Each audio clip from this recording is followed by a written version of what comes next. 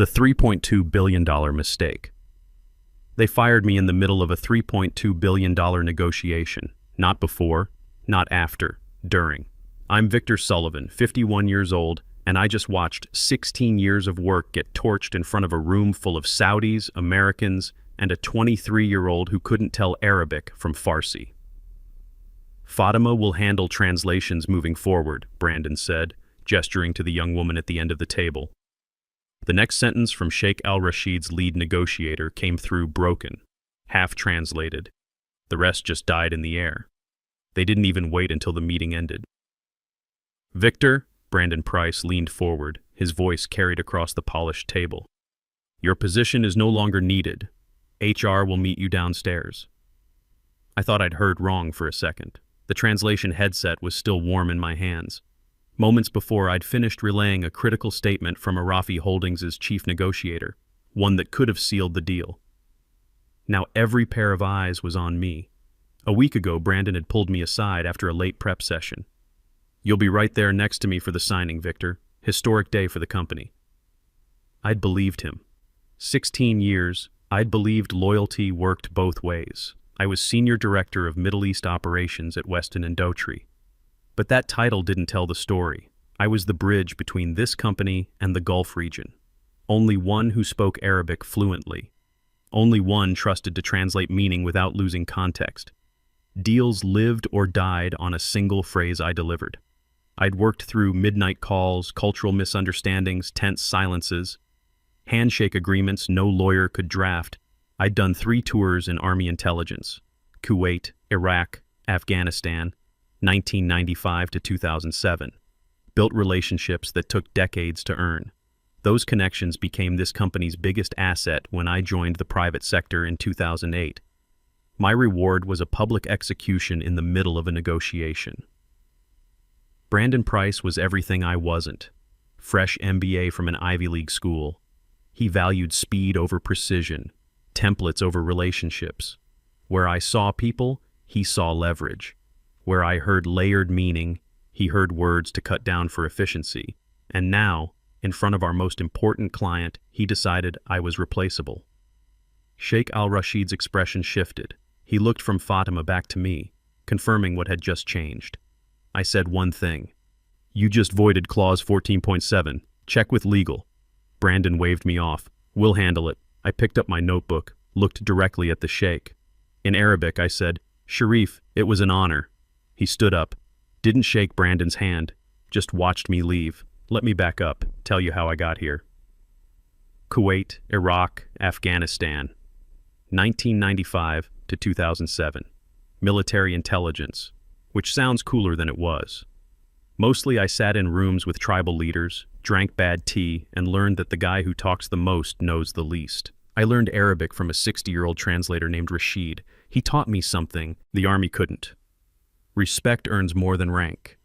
A handshake means more than a contract. Your word is your bond.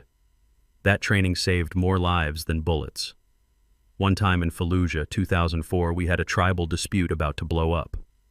2 families, land rights. Our convoy was stuck in the middle. My CO wanted to just push through. I told him to give me 10 minutes. I sat down with both elders, didn't argue, didn't negotiate, just listened.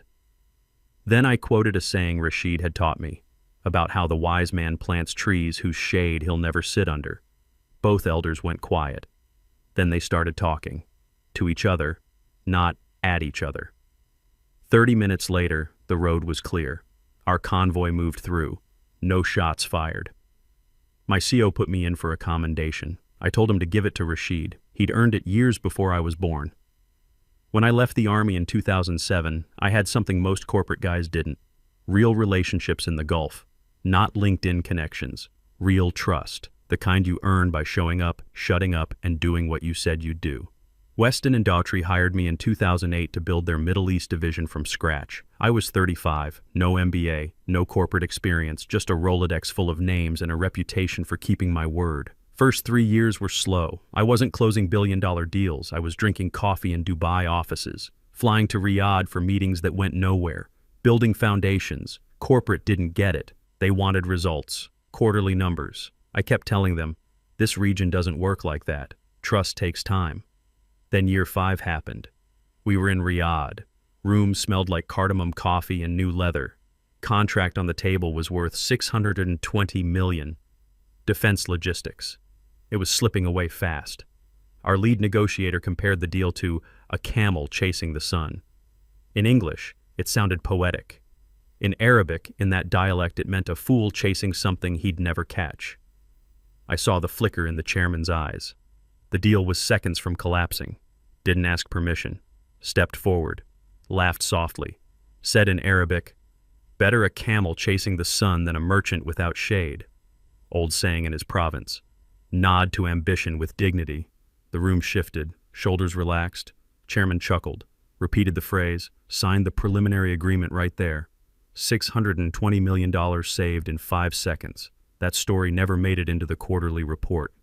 My name wasn't on the success memo. Credit went to team effort. Corporate language for the guys at the head of the table. Wasn't just that one time either. I untangled a mistranslation in customs regulations, kept $60 million in goods from being seized at port, restructured contract clauses to honor both U.S. law and Islamic banking principles. Sat through Ramadan nights to ensure midnight calls landed at exactly the right moment in Mecca's time zone. 16 years of this, carrying a company's trust across languages, continents, cultures, every win stamped with the company's name, not mine. Every problem I solved disappeared into someone else's resume. Then Brandon Price arrived. 3 years ago, he swept in like a headline in a business magazine. Ivy League degree, tailored suits, resume that made board members smile. He'd been brought in to modernize our international operations. To Brandon, modernization meant stripping away anything he couldn't put in a spreadsheet. Language? Decorative. Nice to have, but unnecessary if you had airtight contract templates. Relationships? Outdated relics. Slower than email chains. Less reliable than binding clauses. Our first real clash came during a draft review for a partnership in Bahrain. Brandon skimmed the Arabic section like it was an afterthought. Signed the draft, sent it for finalization. What he didn't know, the document referred to a prohibited financial practice under Islamic law. Would have been rejected immediately. I caught it on my way out. Quietly rewrote the section, rephrased it to comply with Sharia-compliant banking standards. Resent the draft under his name. He never asked how the final version passed so smoothly. Doubt he even realized I'd touched it.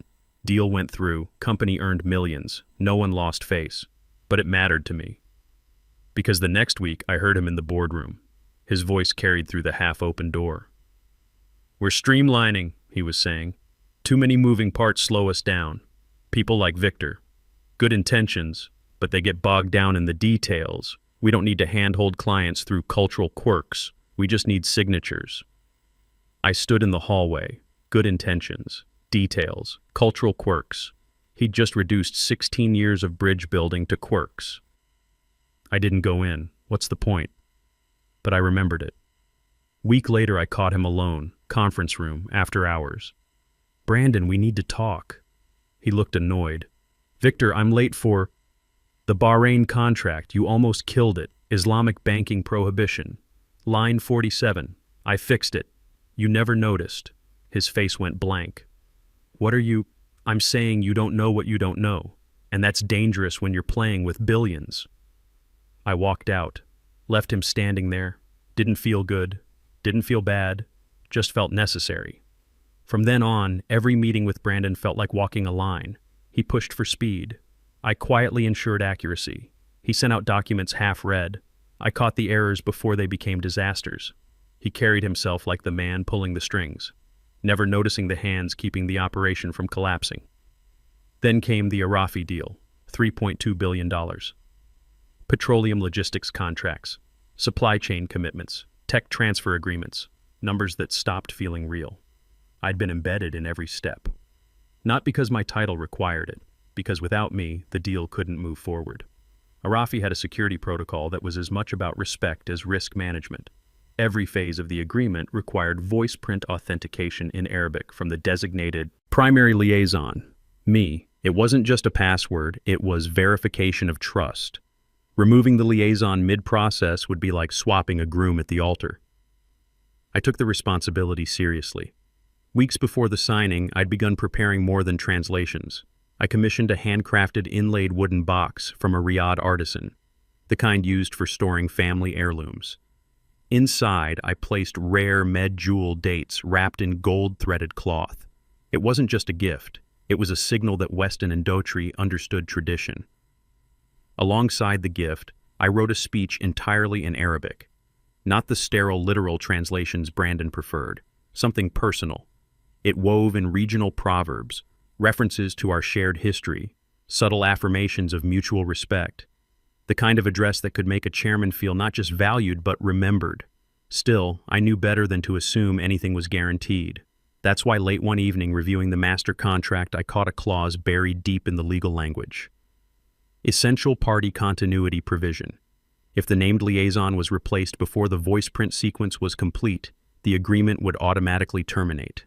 No renegotiations, no delays, just void. I didn't mention it to Brandon, not because I wanted the deal to fail, but because I'd learned something over the years. Power doesn't always come from making threats. Sometimes it comes from knowing exactly where the floor is and who's standing too close to the edge. Rule from Kabul: never interrupt an enemy making a mistake. Next morning, during a prep session, Brandon dismissed my proposed speech as too long and too sentimental. I smiled, slid my notes back into my folder. Let him talk about contract templates and efficiency metrics. He didn't notice I wasn't arguing. Inside, I knew something he didn't. That was enough. Thursday began like any other negotiation day. Coffee gone cold beside annotated contracts. By 3:42 p.m., the air felt heavier. Maybe that was just me sensing the shift before it happened. I watched from my seat as the Arafi delegation settled in, gold cufflinks catching the light. Beside Brandon, Fatima clutched my inlaid wooden box like a misplaced prop. I'd spent weeks choosing that gift, crafting the words that should accompany it. Now those words were in her hands, printed in my careful Arabic script. Brandon cleared his throat. Before we begin the final review, a small presentation. Fatima stood. She read from my pages. The rhythm faltered immediately. A misplaced vowel turned lasting trust into delayed trust. Another slip made honored partnership sound like burdened partnership. I saw the confusion ripple through the Arafi side. Sideways glances. Sheikh al-Rashid's brows tightening when she presented the box. The moment was already gone. The sheikh accepted it with the polite smile reserved for strangers. Didn't open it. Didn't respond with the customary phrase that would signal mutual goodwill. The silence after was brief, but it filled the entire room. Then Brandon turned to me. "Victor, could you step outside for a moment?" I followed him into the hallway. HR was waiting at the end, envelope in hand. "This is effective immediately," Brandon said. "We appreciate your contributions." The words were crisp, bureaucratic. No acknowledgement of 16 years, no mention of the role I'd played getting us to this table. When we re-entered so I could collect my things, all eyes were on me. I didn't give them the satisfaction of seeing my hands shake. That night, I sat in my apartment, city noise outside. I poured a bourbon.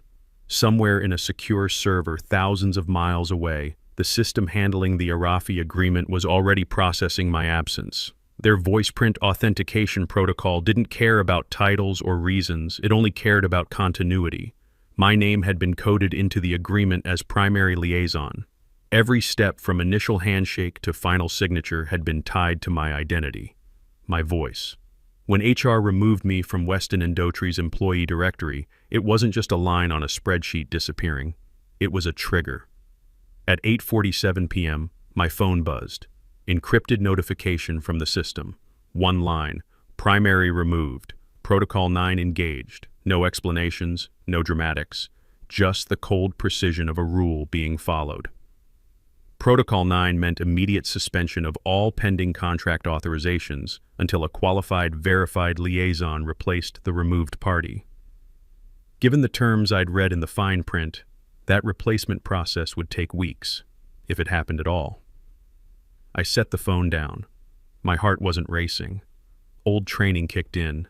This wasn't revenge in the cinematic sense. No grand declarations, no public humiliation. This was a quiet, inevitable consequence written into the bones of the agreement they'd been so eager to rush. At 9:13 p.m., another buzz. Private message from Khalid, a junior associate at Arafi I'd known for years. The message was short. "Tomorrow will be interesting." I read it twice. Powered my phone off. "In the Gulf, your word is your bond. Break it once, you're done." I watched the city lights blur against the dark.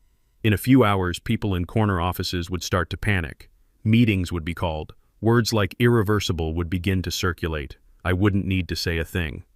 By the time most of Weston and Daughtry's staff were pouring their first cups of coffee, the damage was in motion. I was at my kitchen table, barefoot, watching sunlight creep across the wood grain when the first alert hit my phone at 9:15 a.m. Arafi Holdings withdraws from 3.2B agreement with Weston and Daughtry, citing contract continuity breach. The language was diplomatic, regret, unforeseen circumstances, but the meaning was razor sharp. The market understood immediately. Within minutes, stock dropped 4%, then 6%. By the time I refreshed again, it had slid past 8%. I sipped my coffee slowly. The world was loud. My apartment was dead silent. At 9:32 a.m., the first financial news outlet published their analysis. They broke down the liaison removal clause in plain language for their readers. Remove the designated liaison mid-process, and the deal self-terminates. No room for appeal, no exceptions. The article spread fast. Investors didn't like the idea of a company missing something so fundamental, especially in a deal of this size. Words like oversight and negligence started appearing in headlines. I imagined Brandon's jaw tightening as he read them, the CEO pacing in his office, phones ringing without pause. Then came the clip. It surfaced first on a small Arabic business forum, then leapt to social media within the hour. Someone from the Arafi side had filmed a portion of Thursday's meeting, the part where Fatima, holding my wooden gift box, stumbled over the speech I'd written. The mistranslations were clear to anyone fluent. Lasting trust became delayed trust. Honored partnership warped into burdened partnership. The video was mercilessly captioned and shared. But beneath the humor was something heavier, a quiet confirmation to Arafi's peers that Weston had failed a basic cultural respect test. By 10 a.m., the clip had been viewed over 500,000 times in the Middle East alone. Business forum comments kept asking the same thing. Where is Sullivan? He would never let this happen. I leaned back in my chair, let the steam from my coffee curl against my face. There was no gloating, no need for it. This wasn't about revenge as a spectacle. It was about the precision of a consequence playing out exactly as it was written. Somewhere across the city, people were scrambling. Voices raised, strategies rewritten mid-sentence. Here in the quiet, I could feel the scale of it without needing to see it. By 11:30 a.m., the stock had dropped another 2%. Total, 10% in under 3 hours. LinkedIn was lighting up. Former colleagues, industry contacts, people I hadn't heard from in years, everyone asking the same question. What happened? I didn't respond to any of them. Rule from Baghdad: when your enemy is drowning, don't throw them a rope. Don't throw them an anchor either. Just step back and let physics do its work. By late Friday morning, the headlines stopped being about the deal and started being about leadership. The board of directors called an emergency session. Investors patched in from 3 continents. I wasn't in the room. But I'd been in enough of them over the years to picture it. Long mahogany table, tight-lipped directors, wall of muted video feeds showing faces framed by the glow of their home offices. Questions would be sharp, voices clipped, no time wasted on politeness. Reports later confirmed what I'd imagined. The CEO was pressed first. How could a continuity clause that basic have been overlooked? Why had the designated liaison been removed at the final stage? He fumbled through an answer about operational restructuring. Then they turned to Brandon. Why had he replaced the only fluent Arabic speaker during a negotiation with an Arabic-speaking client? His reply about streamlining processes was met with silence, then a single question from one of our largest Middle Eastern investors. Do you even know who Arafi trusted in that room? It wasn't Brandon. It never had been. Several of those investors had worked with me personally over the years. They remembered the late-night calls, The careful translations, the way I could untangle a misunderstanding before it turned into an insult. To them, I wasn't just Weston's employee. I was the bridge that made their business possible. And now that bridge was gone. Word reached me by early afternoon. Brandon had been told to reach out to me. Not the CEO, not HR, Brandon himself. I didn't answer when the phone rang, didn't return the first text or the second. I let the silence do the work. At 10:47 a.m. Saturday, my phone finally rang with a number I recognized. Brandon, I answered. We need you back, Victor. Name your price. It's not about price, Brandon. It's about a handshake you didn't understand. I hung up. Didn't block the number. Just set the phone down and went back to my coffee. By Saturday afternoon, the stock had dropped another 2%. Total damage, 12% over 2 days. Market cap down roughly $2.1 billion on a company worth about $18 billion. The math was simple. The $3.2 billion Arafi deal represented future revenue, but the market was pricing in something bigger: risk. The risk that Weston and Dougherty didn't understand how to do business in the Gulf anymore. And they were right. Sunday morning, the business press started connecting dots. One article titled, "When Corporate Efficiency Kills Billion-Dollar Deals," became the most shared piece in the industry that week. The author, a former diplomat I'd worked with in Baghdad, didn't name me directly, but anyone who knew the story could read between the lines. Modern MBA culture prioritizes speed and standardization, he wrote, but in regions where trust is currency and relationships span decades, replacing experienced liaisons mid-negotiation isn't efficiency. It's corporate suicide. The article went viral. 1.2 million views in 48 hours. Comment section was brutal. This is what happens when consultants run operations.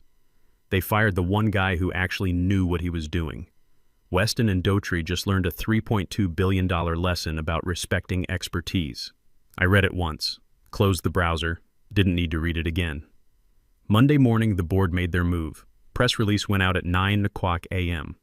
EST, leadership restructuring at Weston and Dougherty. Brandon Price, VP of International Operations, was being reassigned to domestic strategic planning, effective immediately. Corporate speak for, "You're done with international deals." His new office would be on the 15th floor. Used to be the 32nd. No assistant, no travel budget, no access to the client relationships he'd just destroyed. The CEO issued a statement about recommitting to cultural competency in global markets and ensuring continuity in key partnerships. Translation: we screwed up and we're trying to fix it before more investors bail, but the damage was done. By Monday afternoon, word started spreading through Middle East business channels. Informal, quiet, but devastating. The Middle East Trade Council, a consortium of major Gulf state investors and corporations, had placed Weston and Dougherty on a watch list. Not a formal blacklist. Worse, a warning to members that the company had demonstrated insufficient cultural liaison protocols for high-value engagements. In that world, reputation is everything. A warning like that was a death sentence for new business. Over the next 2 weeks, I watched the dominoes fall. A $780 million infrastructure project in Dubai, gone. Awarded to a competitor. A $1.1 billion joint venture in Abu Dhabi, postponed indefinitely, then canceled. A $950 million logistics contract in Qatar, never even made it to negotiation stage. They went with another firm. By the end of the month, Weston and Dougherty had lost an estimated $4.5 billion in projected contracts over the next 3 years. All because Brandon thought a handshake was just a formality. I didn't gloat, didn't post on LinkedIn, didn't return calls from reporters wanting comments. I just waited. The invitation came on a Monday morning, 3 weeks after the collapse. Formal letter on Arafi Holdings, thick cream stationery. Delivered by courier to my apartment. They wanted me at their New York office. Tuesday at 10 a.m. No explanation, just the invitation. I arrived 15 minutes early. Their Midtown headquarters was quiet power, marble floors, brushed brass accents, the faint scent of oud drifting through the air. The receptionist greeted me in Arabic. I responded in kind, felt an ease in the words I hadn't felt since leaving Weston. They led me into a conference room where Sheikh Al-Rashid himself was waiting, flanked by 2 senior partners I knew well. We'd spent years building trust, over late-night calls, careful negotiations, small cultural gestures that had nothing to do with contracts but everything to do with relationships. "Victor," the sheikh began. His English was measured but warm. "We would like you to join us, not as an employee of another company, but as our chief advisor for North American operations." I listened, hands folded in my lap, as they outlined the offer. Retainer of $485,000 annually, plus performance bonuses tied to deal closures, equity stake in their North American ventures. More importantly, I would have full discretion over how U.S. engagements were handled. No middlemen, no streamlining from executives who didn't understand the stakes. I could work from New York, Washington, or Riyadh. My choice. They trusted my judgment. It wasn't just an offer, it was recognition, the kind that went beyond numbers. Then the sheikh leaned back, studied my face. "Do you know why we withdrew from Weston so quickly?" he asked. I shook my head. "We had been testing them," he said. "We wanted to see if they valued the person who carried the relationship, or if they believed the relationship belonged to the company." He paused. "Let that sink in. When they removed you, they answered our question." The room was still for a moment. I thought of Brandon's dismissal in the boardroom, his talk of streamlining, his inability to understand that trust isn't a line item on a spreadsheet. I thought of 16 years of carrying other people's wins on my back, of being the invisible hand that kept deals from falling apart. I thought of Rashid in Fallujah, teaching me that respect is earned, not given, that your word is your bond. "When can you start?" the sheikh asked. "I'll need 2 weeks to close out some personal matters," I said. "After that, I'm yours." We shook hands. The sheikh switched back to Arabic. "It is good to work with someone who understands more than the words." Leaving the building, the city felt different. Not louder, not quieter, just clearer. For the first time in weeks, I wasn't carrying the weight of being undervalued. I was carrying the weight of being chosen. That afternoon, I did something I hadn't done in 3 weeks. I went for a walk. Not to think, not to plan, just to walk. Central Park was alive with the usual chaos. Joggers, dog walkers, tourists taking selfies. I bought a coffee from a cart, sat on a bench near the reservoir, watched the light play off the water. My phone buzzed. Text from Khalid at Arafi. "Welcome to the team. Looking forward to working together." I smiled, typed back, "Likewise." Another text came through. Unknown number. I opened it. "Victor, this is Brandon. I know I don't deserve a response, but I wanted to say I'm sorry. You were right about everything. If you're ever willing to talk, I'd appreciate the chance to learn from my mistakes." I read it twice. Part of me wanted to ignore it, let him sit with what he'd done. But Rashid's voice was in my head. "The wise man plants trees whose shade he'll never sit under." I typed back. "Noted. Focus on being better at your next job. Don't make the same mistake twice." Short. Professional. No bridge burned, but no bridge rebuilt either. That evening, I opened my laptop and started drafting an email to my contact list. The people I'd worked with over 16 years. The ones who'd reached out asking what happened. I kept it simple. "Starting next month, I'll be serving as Chief Advisor for North American Operations at Arafi Holdings. Looking forward to continuing the work we've built together. Best, Victor." Sent it to 147 people. By the next morning, I had 89 responses. "Congratulations. Well deserved. About time someone recognized your value." One message stood out. From a former colleague at Weston who'd left 2 years ago. "Victor, I watched you carry that company for over a decade. Glad you're finally somewhere that sees it. Let me know if you ever need anything." I closed the laptop, poured a bourbon, sat by the window, and watched the city lights come on one by one. Tomorrow, I'd start planning, building the infrastructure for my new role, reaching out to contacts, setting up meetings. But tonight, I just sat with it, the quiet satisfaction of knowing that sometimes the best revenge isn't loud. It's living in a space they said you didn't deserve, doing the work they thought you couldn't, and never needing to look back. The next 2 weeks moved fast. I closed out my apartment lease, packed 16 years of my life into boxes. Most of it went to storage. Some went to Goodwill. I kept what mattered. Photos from Kuwait, Rashid's old Arabic dictionary, a few books, travel light, move fast, old army habit. Arafi wanted me to start in their New York office, get acclimated to their systems, meet the North American team, but the sheikh had made it clear, after 90 days, I should spend time in Riyadh, understand the headquarters operations, build relationships with the leadership council. I was good with that. Riyadh felt like going home in a way New York never had. My first day at Arafi's New York office was nothing like my first day at Weston 16 years ago. No one questioned my methods. No one asked me to justify relationship-building trips. No one told me I was too slow or too focused on details. The senior partners treated me like what I was, an expert. Khalid, my main contact, walked me through their current North American portfolio. $8.7 billion in active projects. Another $12 billion in pipeline negotiations. We want your input on all of it, he said. Not just translations, strategy, cultural advisement, risk assessment. I spent the first week just reading contracts, proposals, background files on potential partners. Found 3 major issues in the first 48 hours. Cultural misunderstandings that could have cost them millions. Fixed them before they became problems. Khalid just nodded. This is why we wanted you. Week 3, I flew to Houston for a meeting with an oil services company. Potential $1.4 billion partnership.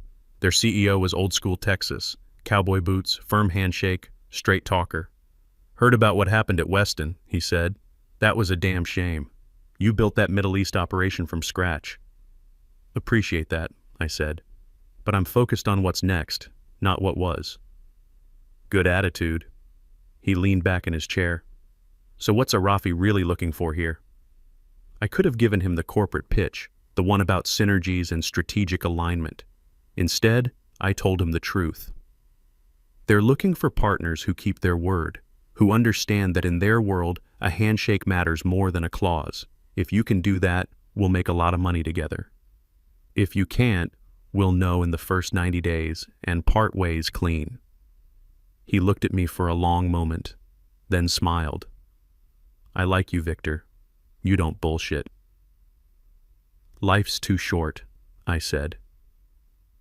We signed a letter of intent that afternoon, $1.4 billion deal. My first major win with Arafi. Back in New York, word spread fast. The guy from Weston was closing deals at Arafi. Big ones. My LinkedIn blew up. Former colleagues, competitors, recruiters. Everyone wanted to know if I was hiring, if I was taking meetings, if I'd consult on their Middle East strategies. I kept my responses short and professional, focused on the work. Month 2, the sheikh called me personally. Victor, the board would like you in Riyadh next month. We're hosting a regional summit, 15 countries, $40 billion in potential projects over the next 5 years. We want you to lead the North American partnership discussions. I'll be there, I said. One more thing, he added. Brandon Price from Weston reached out to our office. He's asking for an introduction, says he wants to apologize in person. I was quiet for a moment. What did you tell him? I told him I'd ask you first. This is your decision, Victor, not ours. I thought about it. Part of me wanted to say no, let him live with what he'd done, but Rashid's voice was there again. The wise man plants trees. Tell him I'll meet him for coffee. 30 minutes, New York, public place, but make it clear, I'm not interested in rehashing the past. If he wants advice on how to do better, I'll give it. If he wants absolution, he's talking to the wrong person. Understood, the sheikh said. I'll pass that along. Brandon and I met at a coffee shop in Midtown. Thursday morning, 10 a.m. He looked different, thinner, tired. The confidence that used to radiate off him was gone. Thanks for meeting me, he said. You've got 30 minutes, I said. What do you want to say? He took a breath. I screwed up. Badly.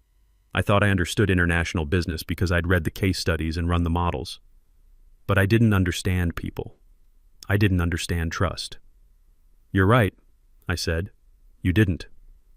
The board reassigned me. Domestic strategic planning. It's basically corporate purgatory. I spend my days reviewing quarterly reports and attending budget meetings. No clients, no deals, no travel. That's what happens, I said. I know. He looked down at his coffee. I'm not asking for your help getting my old job back. That ship sailed. I'm asking for advice. How do I come back from this? I studied him for a moment. He was serious. This wasn't about saving face. He genuinely wanted to know. You start by accepting that some mistakes you don't come back from, I said. Not in the same place, not in the same way. You burned a $3.2 billion bridge. That's on your permanent record. He nodded, didn't argue. But, I continued, if you actually learn something, you focus on the next opportunity. You slow down. You listen more than you talk. You treat expertise with respect instead of seeing it as an obstacle to efficiency. That's it? He asked. That's it, I said. There's no magic formula. You either get it or you don't. You didn't get it before. Maybe you will next time. I finished my coffee, stood up. One more thing, I said. The people you step on while climbing the ladder are the same people you meet on the way down. Remember that. I left him sitting there. Didn't look back. Month 3, I flew to Riyadh. The desert sun was high when my car pulled into Arafi Holdings headquarters. Glass facade reflecting golden light. The kind of architecture designed to make you straighten your posture before you reach the door. I stepped out, heels clicking against polished stone. And for the first time in a long while, I wasn't walking into someone else's company. I was walking into my own future. Inside, the air was cool, scented faintly with sandalwood. The lobby's marble floor mirrored intricate geometric patterns on the high ceiling. I was greeted not as an accessory to a larger team, but as the person they had chosen. By name, by history, by trust. An attendant guided me to the top floor. The sheikh and senior partners were waiting. We shook hands, exchanged greetings in Arabic, sat down to discuss the upcoming regional summit and the North American partnership strategy. This time, there were no interruptions. No one streamlining my words, no one questioning the value of cultural nuance. My recommendations were noted, then implemented on the spot. It was a quiet kind of victory, but it was mine. That afternoon, I stood by the floor-to-ceiling windows in my new office, looking out over the city. From this height, the streets looked like fine threads, each intersection a decision, each road a possibility. On my desk sat a photo, my old army unit in Kuwait, 1998. Next to it, the wooden box I'd commissioned for the original Arafi deal. The sheikh had returned it to me with a note. Some bridges take 25 years to build. This one will stand. My phone rang. Unknown U.S. number, area code I recognized. Weston and Dotry headquarters. I looked at the screen, didn't answer, just set it down and went back to work. That evening, I met with the sheikh for dinner. Private room, traditional meal. We talked about the summit, about expansion plans, about the future. Victor, he said, switching to Arabic. In our culture, we have a saying, the patient man eats ripe fruit, the hasty man eats stones. I nodded. I've heard it. Brandon Price ate stones, he said. You built an orchard. I smiled, raised my glass. To orchards. To orchards, he echoed. Walking back to my hotel that night, the desert air was warm against my face. The city lights stretched out in every direction. I thought about the last 16 years, the deals I'd saved, the bridges I'd built, the invisible work that kept everything running. I thought about Brandon, sitting in his 15th floor office, learning lessons the hard way. I thought about Rashid, teaching me in Fallujah that respect is earned, not given. And I thought about what came next, the summit, the partnerships, the work still to be done. Some people spend their careers climbing ladders in companies that never see them, carrying other people's wins, hoping someone will notice. I did that for 16 years. Not anymore. Now I was building something that had my name on it, not hidden in the fine print, not buried in the acknowledgments. Right there at the top, Chief Advisor, North American Operations, Arafi Holdings. The bridge wasn't just standing. It was mine to cross, and I wasn't looking back.